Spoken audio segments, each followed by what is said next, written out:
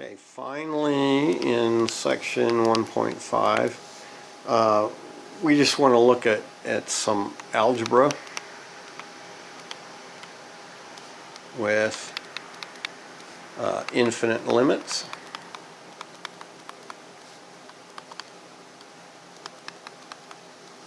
And in this case, what we just want to think about is, you know, if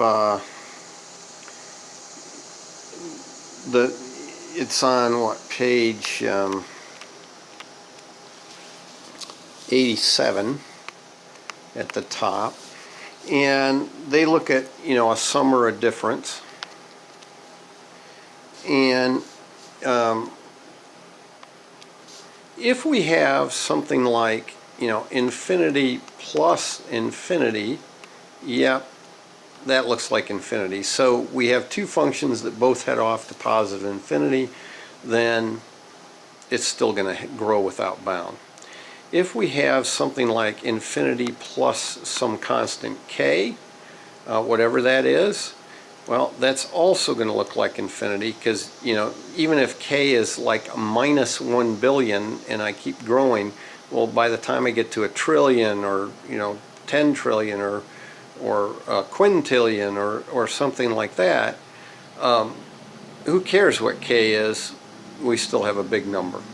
Okay, and then similarly, if we had minus infinity plus minus infinity, that's going to still be minus infinity, and minus infinity plus any constant is still going to be minus infinity.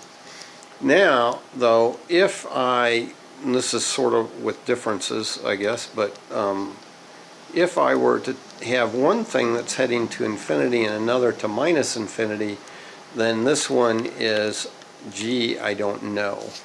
Okay, and then similarly with differences, you know, if I have one infinity minus another where it looks like they sort of cancel each other out to make zero, something like that, then that's the big deal. I don't know.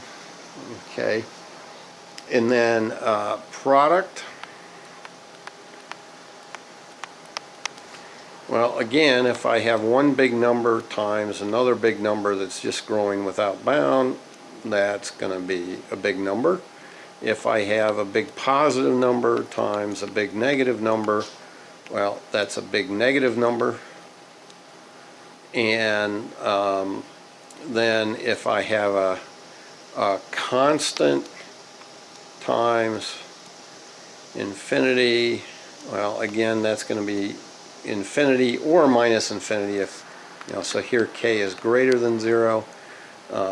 Again, I'll let you fill in negatives and so forth. But if k equals 0, if I have 0 times infinity, then I'm not sure what happened. I have to do more work. It's not obvious.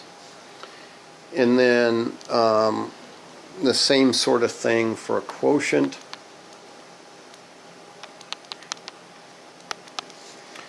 You know, if I see infinity over a constant k,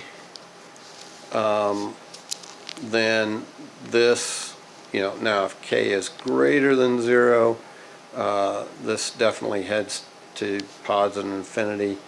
You know, if it's over k where k is less than 0, you know, we get that. Now, if it's infinity over 0, this goes to plus or minus infinity, you know, but I'm not sure, because it would depend on how something gets to 0. Is it getting there because it's negative or getting there because it's positive?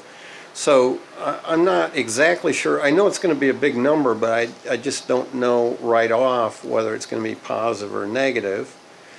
And then if I have infinity over infinity, okay, this is definitely a G, I just don't know. You know, it could be infinity, it could be negative infinity, it could be 0, it could be some other constant that's not 0. I just don't know. And And so that's,